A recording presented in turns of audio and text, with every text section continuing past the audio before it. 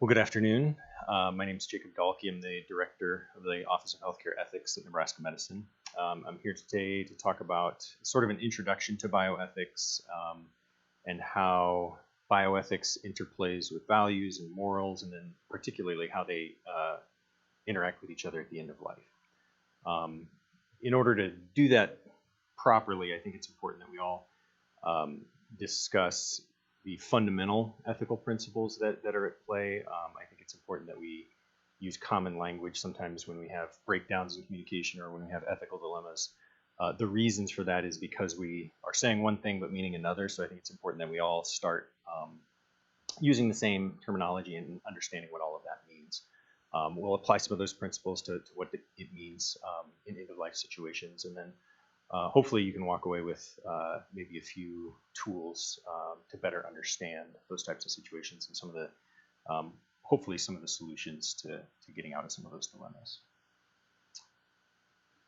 I always like to start my presentation with this particular quote, perhaps the truth depends upon a walk around the lake. And the reason I like that quote is in a healthcare situation, we are often dealing with a single patient, right? And just with that single patient, there are so many different people around that person that are observing the situation and contributing to that situation, but they all have their own past experiences and they all have their own perspectives and their own views. And again, when we have breakdowns in a situation or when we have ethical dilemmas, sometimes just simply taking the time to understand and appreciate all of the different perspectives at play, sometimes the solutions can come out of that just even in and of itself. So it takes a little bit more time to walk around that lake, but you get a better view and you get more views of the same lake, and you can perhaps appreciate it a little bit more.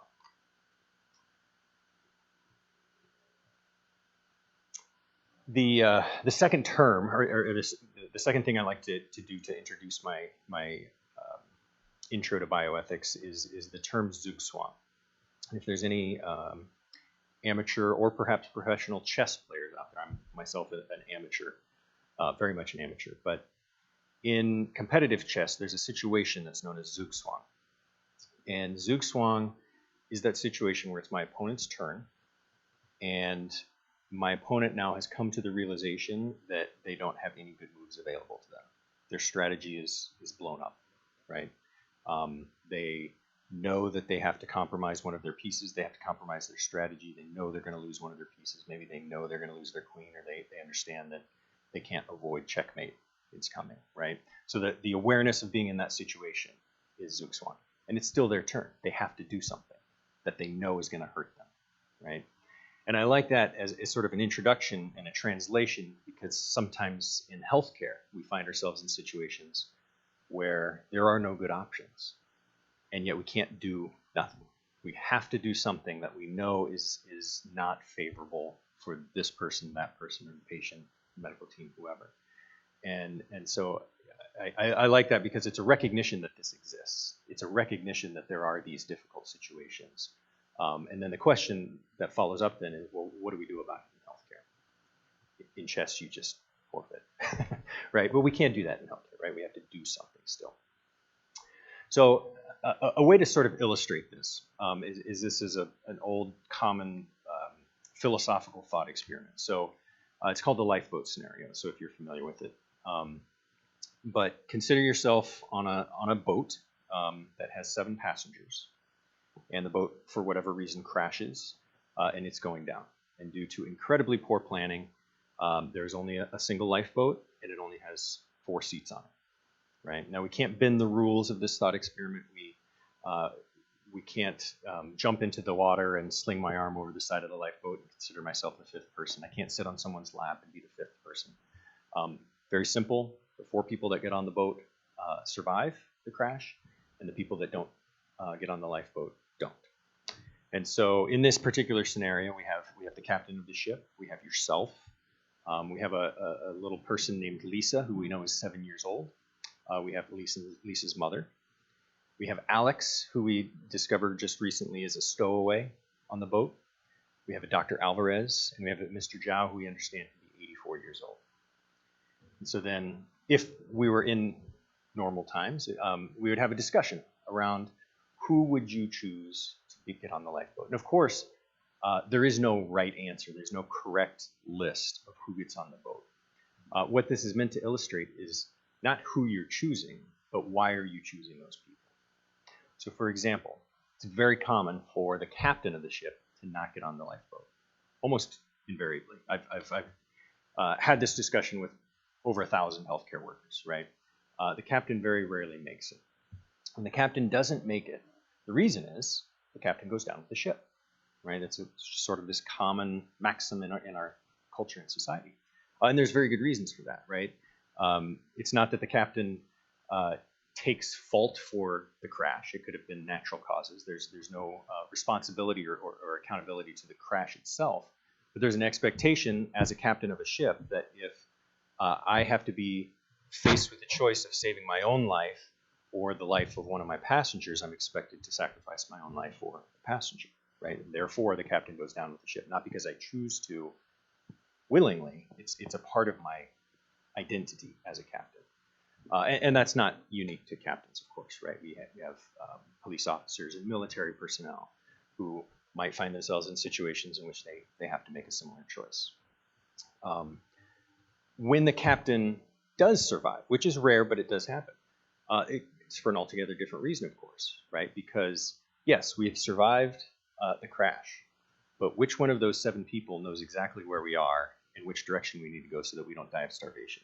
Because if the 4 people don't actually get to land, then all 7 of us are going to die. And what was the point of that, right? So we need to save the captain, understanding that, yes, the captain is supposed to go down with the ship, but there's a certain usefulness, right? There's a certain utility of that person to be able to do something. And therefore, that is more important than this idea of the captain goes down with the ship, right? So which one is correct? Doesn't matter, right? What matters is which one you choose and perhaps why you choose it, right? So we could spend hours literally going through each of these scenarios, right? Why does Lisa always get on the boat? Always gets on the boat? Because she's 7 years old, right? And we have that automatic deference to the prospect of more life and a life unlived, right? And so Lisa almost always gets on the boat. Because of that, Lisa's mom also almost always gets on the boat. Because we can't separate that. Because why? Because there's a strong relationship there, right? And so, again, we go through this list and talk about not necessarily why one is right or not, but why did you put this person on the boat, or why did you not put this person on the boat? Mr. Zhao, poor Mr. Zhao, almost never gets on the boat because he's 84, right? And then I can always throw in a wrinkle to say, well, why was Mr. Zhao on the boat in the first place? Because he was celebrating his 50th marathon, right? So he's clearly a very healthy, lively person, age aside, right? And so we can always throw in sort of wrinkles to complicate the situation, of course, because it's never just a name and a number, right? There's far more to it than that. So what becomes important then is why you go about making those decisions. And so the way that I interpret that and translate that into healthcare settings then is what we're speaking about are values, right? What are those things that you find most important? Honesty and integrity and commitment to a family and loyalty and adherence to a particular religious or moral or cultural code or something like that. What is your top 5 list, right? And we could all come up with this internal list. It's an internal list, right? This is something that I get to create. Now, it might be shaped by where I was raised, but I could reject that because now I'm an adult and I make my own decisions and I choose this instead. So it is my list. No one can take that away from me. We can have a conversation and you might be able to convince me that honesty is in fact more important than kindness, and I might adopt that for myself. But in the end, it's my own choice, right? I have found, I think it's a safe bet to say that most people share similar values, right? Are they universal? I'm not sure I'd go there, but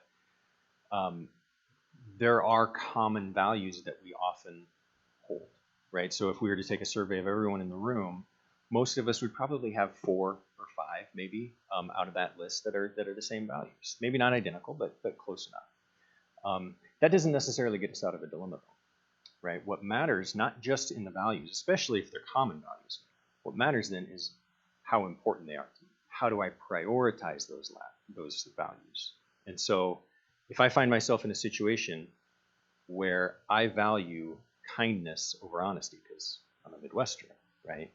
And so kindness is far more important than almost anything else, right? It's Nebraska nice. We have that here, right? It's not some special value that we have that New Yorkers don't have. It's a prioritization of one over another. So if I find myself in a situation where I have to choose whether to be brutally honest and hurt someone's feelings, or perhaps tell a little white lie or avoid the full truth in order to be nice to this person. If I choose kindness over honesty, that's going to put me on a very different path with different consequences and different follow-up than that New Yorker who has decided that the brutal truth is the most important. It doesn't matter whether it hurts someone's feelings. What matters is the truth and the truth only. And I'll pick up the pieces. Of course, I'm a nice person, but if I have to choose honesty over anything, I'm choosing honesty, right? And so that's going to put me on a different path as well with its own series of consequences and follow-ups. So which one is better? Neither. That's the point, right? And so when we find ourselves in situations in which the values and the prioritization of those values conflict, that's where we get real dilemmas, right? And so it's important that we understand, as we translate this into healthcare situations, it's important to understand what are those values and how do they compete with each other. Because oftentimes what we find is the situation can be distilled down into two conflicting values with each other. And a person is having a hard time reconciling that because both are important, and yet we're in that Zook swamp, right? We can't have both. We have to choose one, which means we sacrifice the other. This series of values is something altogether different than morality. And I'm not talking about the spiritual morality or religious morality or anything like that, or the conscience, the internal morality. What I'm talking about are those external systems that tell us what is right and wrong. Now, that could be a religion, right? It could be the moral code, right? The U.S. Justice system or the legal system of telling us which actions are permissible and which actions are not, what is right and what is wrong. Oftentimes, that is a little bit clearer than our values, right? We could all agree that taking something that doesn't belong to me is stealing, and that is wrong. Maybe it's illegal, maybe it's morally wrong, it goes against my faith, my religion, my culture. It's just wrong, almost universal, right?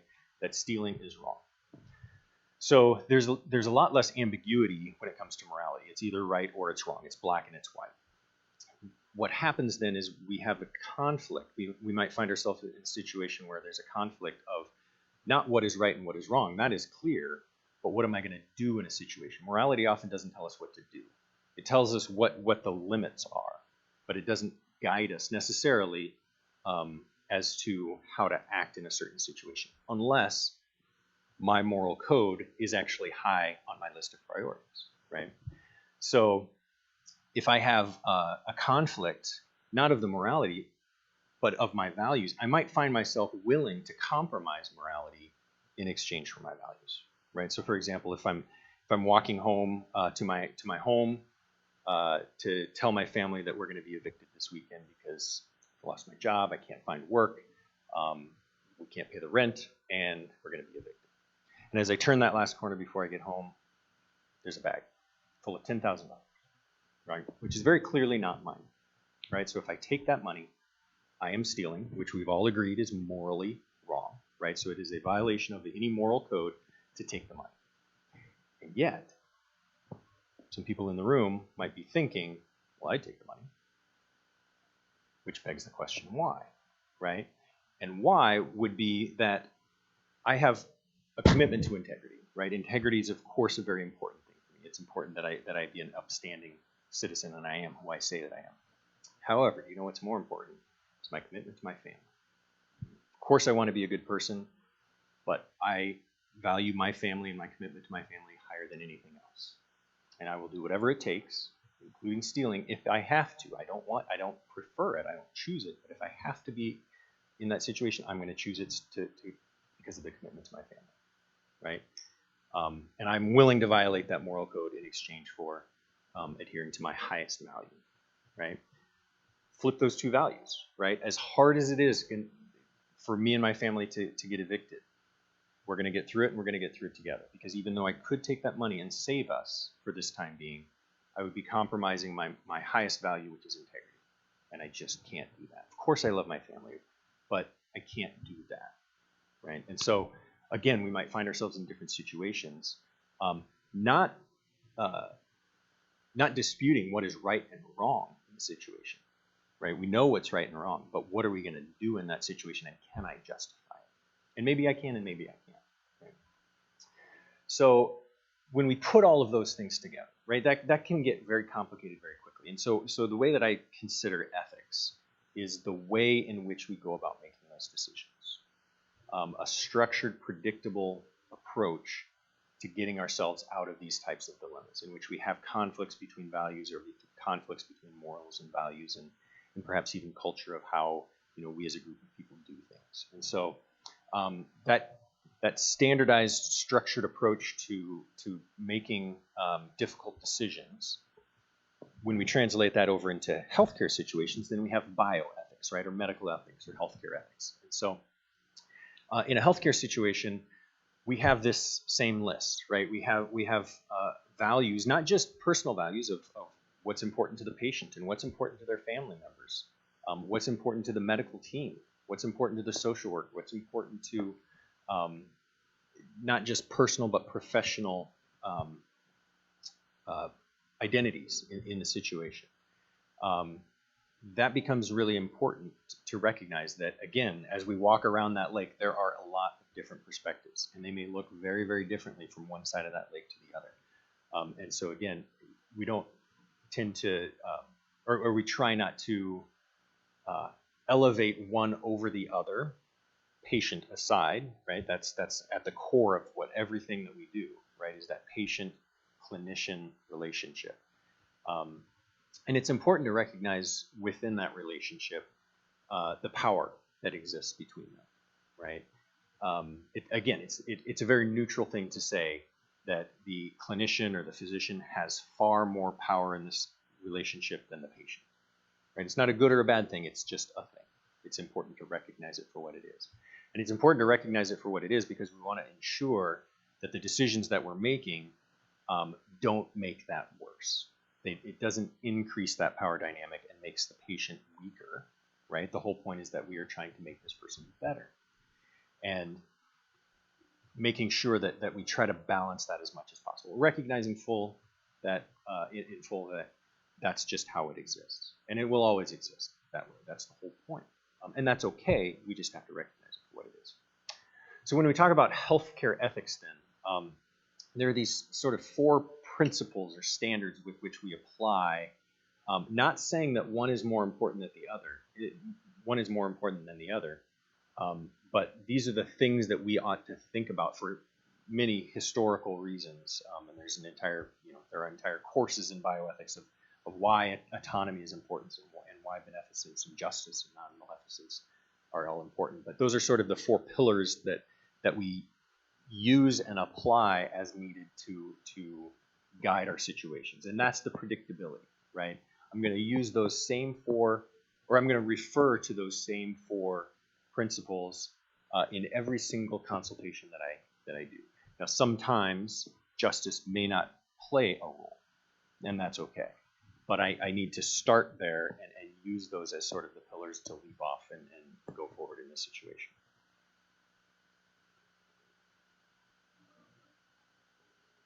So I want to talk sort of about each one of those principles, and we'll talk about them sort of in the context of the end of life. First and foremost, autonomy is that individual's right, and this extends beyond healthcare, of course, right? But it's an individual's right to determine what is done and what they do with their own bodies, right? I can't do something to someone else's body without their permission, right? And autonomy then is that notion applied to healthcare situations. We as healthcare workers cannot do things to people's bodies without their consent, right? Otherwise, we are violating their rights. So they have the right to self-determination. They have the right to determine what they want to do themselves. That extends then for the future, right? They have the right also to make their treatment preferences known. That I do want this if ever given the chance or the need. I want this or I don't want this. The simplest situation, because it's often talked about, would be code status or CPR, right? Is to be able to say, if that were ever needed, I absolutely want that. You have the right to say, this is what I prefer. It doesn't necessarily mean you're going to get it, but I have the right to say what I want, or perhaps more importantly in that situation, what I don't want, right? So you have the right to make your treatment preferences known. You also have that right to make them in advance of actually needing them. And this is where we talk about advanced care planning and advanced directives and medical powers of attorney and things like that, where we are planning for a storm, right? We're in the Midwest. It's tornado season. We talk about, well, what happens if there's a tornado? I don't want to be answering that question when it's right above me, right? That's kind of a little too late. Right, so we have a plan in place. What happens if a tornado comes? I want to have an understanding of what to do now, not while I need it, right? In anticipation of actually needing it. And the same goes for healthcare, right? We want to have a plan in place of what happens if I don't actually have the ability to make decisions for myself. Who would I want? Who would I trust? Who would I want to make those decisions on my behalf? What are some of the things that I know right now that I would want or would never want? Right, so developing that plan in advance of actually needing them, and part of that plan is identifying a surrogate, right? Someone who's going to be making decisions on my behalf. We never use those people unless they're actually needed, right? Because again, that right to self-determination is you, the individual, and it's only when we can't talk to you for whatever reason that we would seek out and talk to someone else. And so it's if you have a certain person that you identify as being the one, or perhaps definitely not the one, then we need to know that, right, in a healthcare context, because we want to be honoring your rights, and we have to understand what that situation looks like.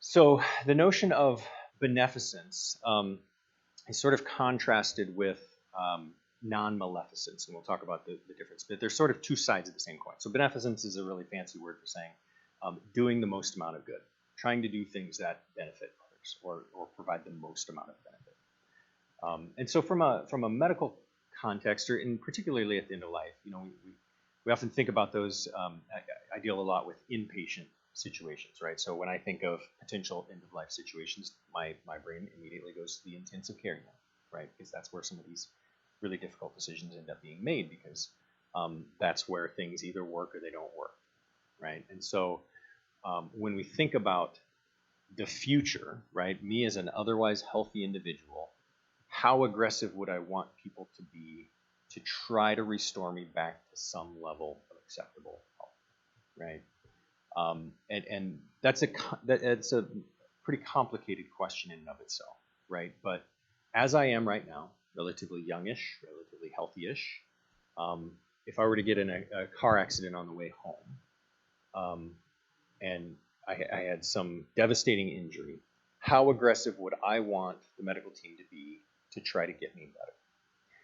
It's sort of a misleading question, because I think most people would say, well, everything, whatever it takes, right? Because I like my life right now and I would want to get back to it. So if there's options A, B, or C to get me there, of course I'm going to take it. But it's also important to recognize that not everybody would answer that way, right? So while this answer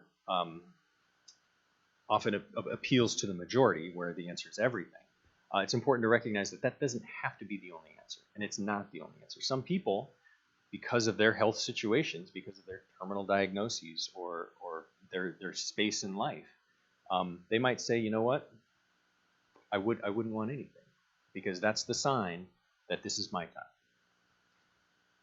Great example is my own parents. They firmly believe that if something were to happen in that type of a situation, that this was their time, let them be. And so if I were identified as their surrogate decision maker, it would be on me then to recognize that I don't want to lose my parents, of course not. And if there are options available, I would want them to try. But if my parents have identified that they don't want them, that's more important than what I want for my parents. It's my job to identify what they want and communicate on their behalf. And so how aggressive, as sort of a lead-in question to sort of start that conversation of where are you at and how good is it for you, right? And how good could it be for you? What's your lower limits as well? And that sort of then follows up with the question then of, how much are you willing to tolerate? So the emergency ride from Dodge Street to the hospital is a pretty short ride, and they send me right up to the ICU, and I spend weeks and weeks and weeks there. And they're trying everything, but I'm not getting better, right? So then over time, we have to think about, well, I'm willing to try to start everything, but everything that starts has a stop, right? And how aggressive and how much am I willing to go through, how much of a chance am I willing to give it to provide some sort of benefit to get me back to a place that I find tolerable. Or if they're going to continue doing these things, it's going to put me in a place that is intolerable to me. So what am I willing to tolerate? And what am I willing to live with or not live with? And again, I don't want that to sound like it's a loaded question where the answer always has to be X, Y, or Z, right? This is a highly individualized question and answer that only I can decide as to what is tolerable to me. Another example specifically for me, of course I would want everyone to do absolutely everything possible for me to try to get me back and better.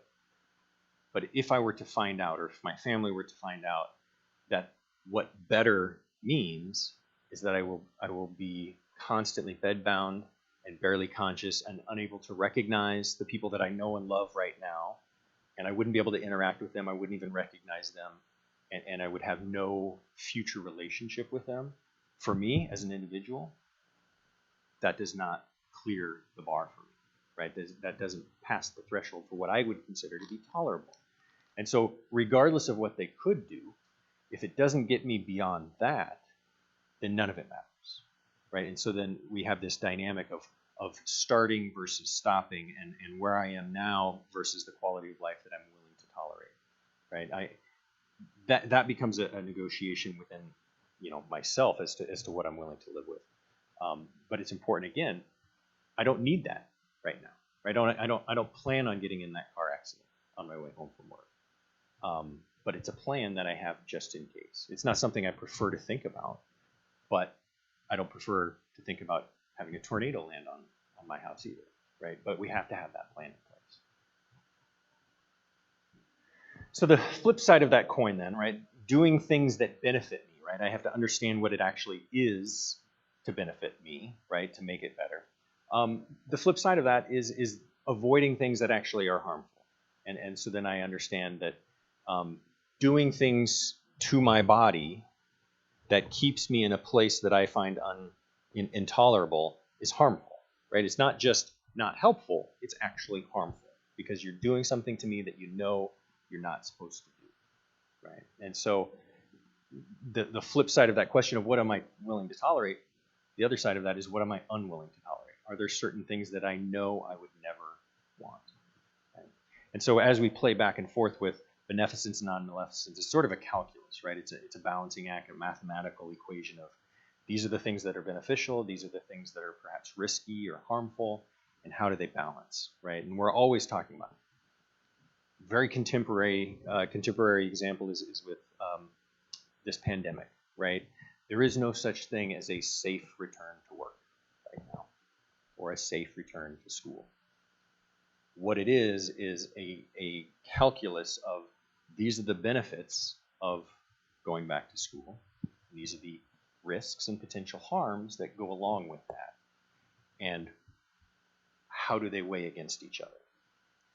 And depending on who's answering that question, we might come up with some very different answers. answers. And as it's turning out, I think a lot of people are weighing in with a lot of different answers, and they're saying, no, it's so overwhelming this way, and the other people are saying, no, it's so overwhelming the other way.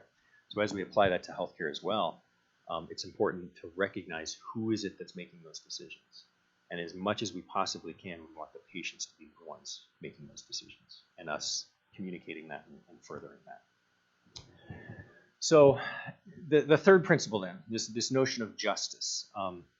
This is a great photo that I came across. This is a Hindu god of Yama. And Yama is the Hindu god of justice. And I find it fascinating that along with that, Yama is the Hindu god of death. He's simultaneously the god of justice and death. And it always fascinates me to think about how those two are sort of one and the same, right? And so when we talk about justice, it's a matter of what is fair and what is equal. And those are two very different things, right? If I give everyone in the room $5, I'm being equal. But if I'm giving that to the millionaire, it's not really fair to be giving it to the person who's homeless as well, right? So that is not necessarily a fair distribution, even though it's equal, right? So we need to understand what is fair and what is equal. And when it comes to healthcare, then, what are the resources that are available to a person, and how are they distributed, either individually, right? You need this heart transplant, so you get listed, but there aren't enough hearts. And so how are those resources that are scarce, how do they get distributed, and making sure that the people who need them have equal and fair access to them. And this is what another thing contemporarily that we are learning about healthcare is that the way that we distribute healthcare resources systemically and institutionally is biased towards certain populations of people. And it's withheld from other populations of people based strictly on the color of their skin. And that's a problem, and we need to fix that because it is unfair and unequal. And so that's another thing, that this pandemic has exposed is how the system itself is built and skewed towards some populations and away from others, which violates on its face one of the core ethical principles in all of medicine. And so I think there's a very strong charge for us to change that and work towards changing that. So this is just sort of a visual that I've come up with on my own as a way to sort of describe or understand how all of these things play with each other and interact with each other, right? So, first and foremost, we're always trying to achieve the goal in front of us, right? Whether that's a small goal, whether that's a large goal, whether that's related to education or just even my own health or survival or recovery from disease X, Y, or Z. What motivates me to do that is my identification and my commitment to my values, right? Why would I make a decision that I'm making? Because of my commitment to my family, because of my appeal to honesty and integrity and loyalty and all of those things that are important to me. That's what motivates me to achieve those goals.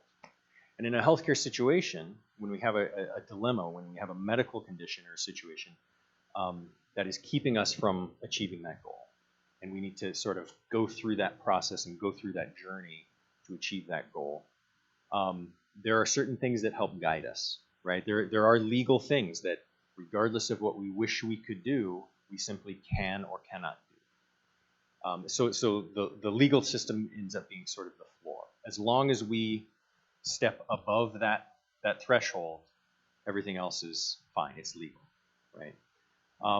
Morality, I tend to think of as the ceiling, right? That is what we seek to aspire to. Maybe we don't always get it, but we will land somewhere in between, right? And then ethics tends to be the guide rails along the side, right? And it provides either a narrowness or a wideness to all of our options of what is ethical to produce, right? Do we have 3 options available to us, and here are the nuances of each one of those, or do we have 10 options available to us? I try to think that we never have just one. There's always a second option, and I try to think that there's always a third option even, but how many options and what's the guidance for going through those actions or behaviors? So being in these situations, right, this Zugzwang, right, this healthcare Zugzwang, these are hard, right? When we talk about end-of-life situations, um, that is permanent, right? And those are situations that you don't want to get wrong, either as the clinician, as the physician, or as the loved one, of course, as the patient, right? Everything is permanent there. And so we don't want to get that wrong. And being present in those situations can, and I would argue often tends to produce a certain level of moral distress, right? Of understanding what we ought to be able to do, or what is the best thing to do, what we should be doing in a situation, but there's some sort of a barrier in place that's preventing us from doing it, right? Recognizing that situation, being in that situation is what moral distress is, right? Or knowing that we have to do something, having no idea what the best choice is, but being nudged or being pushed to make that action before I have all of the information available to me, or being in that situation where I have to make a decision and I don't feel confident yet in it, that also could produce this moral distress. Distress physiologically, right, is a strain on us, and as moral distress continues, or being constantly present as a healthcare worker, perhaps being constantly present in situations that produce this moral distress, can eventually produce some sort of a moral injury, right, where I am now injured. I cannot do things the way that I do them because of how this situation went, right? And it could be a couple of different ways, right? I did something that I now regret. I did something that I now realize I shouldn't have done, and it produced this poor outcome. Or there was this other thing I should have done instead, and I didn't do it. I should have done it, but I didn't. When we find ourselves in end-of-life situations, right? Again, think back to the ICU. This happens for everybody in the room, right? This is not just a healthcare provider. This is not just a physician decision or a nursing decision. There are certainly those, right? There are situations in which moral distress is very real on a healthcare perspective. It also happens for the patients, and it also happens usually more acutely for the families. This is the question that will often drive people to say, even though they may not mean it, or they may know that they don't even mean it, but they find themselves saying it, do everything, do everything, do everything, do everything. Because 5 years from now, they want to be able to look back on that situation with mom or with dad and say, I did everything. I don't want to have to get to this point and realize I should have done something different, because that's permanent, right? And when it's permanent, you don't have any room for error. And so I'm going to keep doing things because that feels like I'm promoting healing and I'm promoting benefit, even though doing things may actually continue to do harm. And so that's why we have to go back to everything that I've been talking about before, is recognizing and understanding what are the benefits and what are the harms, because doing things could actually be more harmful than not doing things.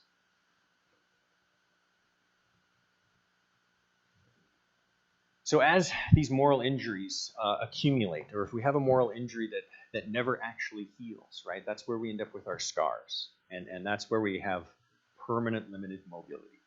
The way I characterize this on the healthcare side, at least, this is when healthcare workers quit and they go work for Starbucks, right? Because when you work at Starbucks, there are obviously job responsibilities and there's a certain amount of pressure in certain situations. But if I make a mistake at Starbucks, people don't die. I just make another coffee and I apologize and we, make it better. But those types of situations are very, very different than the permanent consequences that often come along with healthcare. And so this is certainly where we don't want to be. This is what we want to avoid really at all costs. And there's a lot of talk about burnout and resiliency and things like that. I personally don't like the term burnout because if you remember the beginning of my slide, I was a football player, right? I liken healthcare to football, right? It is a very violent sport. Inherently, it is a violent sport, right? We are we're cutting people open, we're taking things out, we're putting things in, we're breaking things and putting them back together. It's a very violent sport. It's just built in. There's no way to avoid that, right? Just like football, it's an inherently violent sport. And the way that they have addressed that is giving people pads, right? And I think, especially with this pandemic, what we're discovering too is people are playing the sport of healthcare without pads. And what happens when you play football without pads? You can be the biggest, fastest, strongest person on the field. If they don't give you a helmet, you are going to end up injured, period. That's just a given. And playing in healthcare without pads means that you are going to get injured, period. And that's just a part of the job. What we don't have right now in healthcare is the mechanisms in place to recover. Because what you're expected to do is just go see the next patient and live with that injury and just learn how to work with the limb, right? And that catches up to people, and then they burn out, and that's a nice way for the system to say you weren't big enough or fast enough or strong enough, when in fact it was the entire system around you. It had nothing to do with you. It's not your problem. You don't have a helmet. How is that your problem? It's the system's problem for not providing the support that's needed. And so again, I think maybe a silver lining out of all of this is we have systems now recognizing this and putting appropriate resources together to try to address this. And so I remain hopeful that this is not how it will always be. A couple other ideas, I guess, just to sort of contextualize these types of situations and how difficult they sometimes can be. When we're dealing with end-of-life situations, sometimes what people end up falling back on is what has brought them to this place, right? It's a backwards thinking, and I mean that just completely neutrally, but I'm looking at my past as opposed to looking at my future. And if I make my decisions strictly on everything that's brought me to this, then I'm failing to recognize what the future actually is going to be like for me, and whether that's, again, tolerable or acceptable to me. And instead making decisions only based on my past, that's a flaw in a person's thinking, right? Philosophically speaking, it's called the sunk cost fallacy, where it talks about, where it says, investments justify further expenditures, right? Everything that I've put into the situation to get me to where I am right now, that is worth more than what I'm going to get out, right? It tends to be a flaw in people's thinking. There's very good reasons for that, right? There are very good reasons why a person might do that. Even though it's flawed, I still maintain that it's a flawed way of thinking, but I understand why people may do that, right? For very good, reasonable human reasons, right? We don't like to waste. And if I say everything that brought me up to this point and I'm going to abandon it and go in a different direction, well, I've wasted all of that, right? Because it's leading me to a place that's totally different, right? Or does that mean that maybe I was wrong all along, right? Because now I have to deviate and I have to go in this different direction. Was that a mistake all along to invest all of this time and effort getting me to this place? And if it is in fact a mistake, then I feel bad, and we don't want to feel bad. We want to feel good. We want to feel good about the decisions. Again, 5 years later, I want to feel good about the decisions that I made on behalf of my loved one. By focusing only on the past, right? Again, I'm failing to anticipate what might actually be beneficial from taking this alternate route. Right, and it's sort of a practical example of this would be, when a person is transitioning from curative or therapeutic paths to palliative only paths, and they're moving away and towards comfort measures only. There can be real benefits to stopping the chemo, right? Now there are known consequences to that, which on their face are harmful because it may result in a person's death, which we anticipate to be a bad thing. but there can actually be some benefits to that as well, right? When I focus only on my symptoms, recognizing that I can't fix what is wrong with me at this point. There is no therapeutic path anymore. But by focusing then only on my symptoms, I'm going to feel better. I hope, right? Assuming that it's successful. But I'm going to feel better, and I'm going to have a better experience altogether. That might actually give me more time, more valuable time with the people that I love, that I was not getting when I was feeling so sick all the time from my treatment, right? And if we focus only on all of the investment that's brought us to here, we're failing to see the potential benefits that could be there. That might be worth it, right? That might be worth making that path. And so we need to understand all of our options, not just in terms of what they are, but what are the benefits that might go along with them, right? And of course, we don't want people to criticize our mistakes, right, or criticize our decisions. That why didn't you? It was a mistake to have invested all that if you're just going to go down this path and giving up and everything like that. So there are very good reasons why we want to avoid being criticized for this. And the only reason I put this list up is as a way to understand why a person might do this.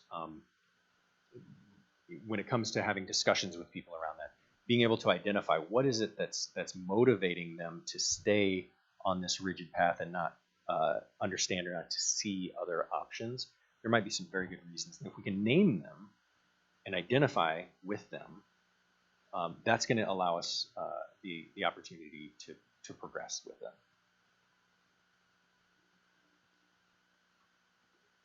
So the last sort of slide that I have is maybe just takeaways, I guess, if you will, of what are some things to maybe remember as we take all of these things in and kind of put them together. It's first and foremost, I think, important to recognize that when we make decisions in a trusting environment versus in an environment in which I'm afraid of something because I don't understand it. Our brains are wired to make decisions differently in those situations, right? If I am making a decision based in fear, which of course we all want to avoid, but if I'm making that decision in fear, I am thinking only of immediate consequences and literal survival, right? And people are notoriously bad at making those decisions, right? Surrogate decision makers, if they don't understand their loved one's wishes or treatment preferences or even medical situation, and they feel like they're being forced to make decisions when they don't have full understanding of what's going on, and they get really afraid of making the wrong choice and everything that we've been talking about, they are going to make a bad decision. They're going to make a decision that likely does not correlate to what they quote unquote should, which is they're not going to be making decisions based on what the patient would actually want. And we have to recognize that if they're going to make a decision in that fear-based environment, it's going to very likely be a poor choice. And so what we have to do is get them to a place where they have trust in the medical team, that we are actually on the same side, that we are actually advocating for the patient as well, and being able to recognizing that the end result might be the end of a person's life. A person might still die at the end of it, but that doesn't necessarily have to be the worst possible outcome. Right? It's important that we understand that we don't make these decisions isolated, right? There has to be this social network, right? We have to have multiple views around the lake. If we only have one view all the time, only this one view, we are missing out on the opportunity to learn and grow, and I would argue get out of that place of fear. Because if I only see the one perspective, when new things come in, I don't have any way to process them, right? Because all I see is what I've always seen, and this new material is very likely to make me afraid, right? And I think it's important that we also recognize that things are still going to hurt, right? Even if we do everything right, do everything according to what our values or what the patient's values and morals, and we honor the surrogate's decisions on behalf of the patient, and things still go badly, and they still hurt, and people can still get injured. And what we as a healthcare system, as a society, honestly, what we have to do a better job of is providing time and space to have that recovery. And I think that's what I try to think of when I think of even presentations and discussions like this, is this is time and space to think about those really difficult situations. And just being present and reliving them sometimes even is an opportunity to address how it went. And that is I think one of the first steps towards recovery from these moral injuries and perhaps even moral scars, is time and space, right? And as a clinical ethicist, I try to be very careful about my role in that of time and space. It's not my time. It's my time, but I don't determine the time. I just provide the space. Great metaphor that I suppose I'll leave you with is one of the things that I do in giving that time and space. Bioethics, as an ethicist, I am a shovel, right? We're all these tools, right? We have all of these tools available to us. Bioethics is a shovel, right? It creates a space that wasn't there before, right? And it's not my job to fill that hole, right? That's somebody else's job. That's the medical team's job. That's the patient's job. That's the family's job to fill that time and space with what they need, right? The shovel does not determine what goes in the hole. All it does is creates the space. Maybe I need to take a little bit more out and create a little bit more time or space. Maybe I need to take a little bit less and fill that hole a little bit more with some dirt. But what actually goes in the hole is not my call, right? That's somebody else's call.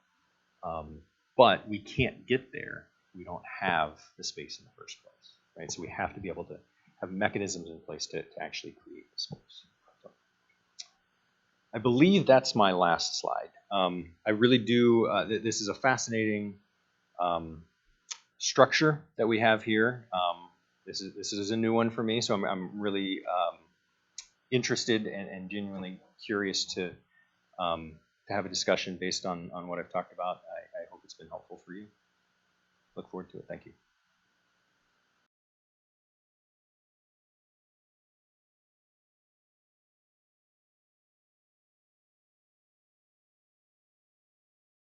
Whenever I needed you, you appeared. Like magic. Yeah, even when I had cancer. I mean, Nebraska medicine was amazing, treating me based on my DNA.